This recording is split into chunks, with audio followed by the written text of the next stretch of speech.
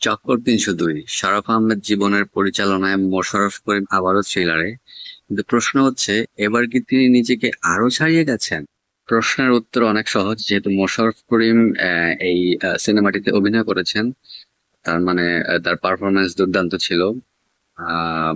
তারিন আহমেদ, মৌসুমী নাগ, রনক হাসান, ইন্তেকাব তিনহা এবং আরো যারা সিনিয়র আর্টিস্ট ছিলেন সবার পারফরমেন্স দুর্দান্ত ছিল। আর সিনেমার post production, background score, colour grading, cinematography সবকিছু মিলিয়ে দুর্দান্ত ছিল। যে জায়গাটা আমার কাছে একটু স্লো মনে হয়েছে সেটা হচ্ছে তারিন এবং মৌসুমীর আগে যে সিকোয়েন্স গুলো ছিল, সেগুলো একটু লেংদি হয়ে গেছে। আরেকটা জায়গায় প্রবলেম মনে হচ্ছে আমার কাছে, আমার পয়েন্ট অফ ভিউ থেকে আমি বলছি, সেটা হচ্ছে মইনুল ডিবি অফিসারের যে সহকারী ছিলেন, তার কাস্টিংটা আমার কাছে পারফেক্ট মনে হয়নি, ওরকম স্ট্রং মনে হয়নি। That's all.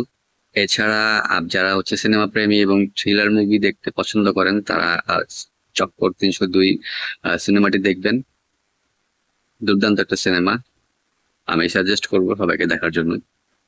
ভিডিওটি ভালো লাগলে অবশ্যই সাবস্ক্রাইব করবেন। Thank you.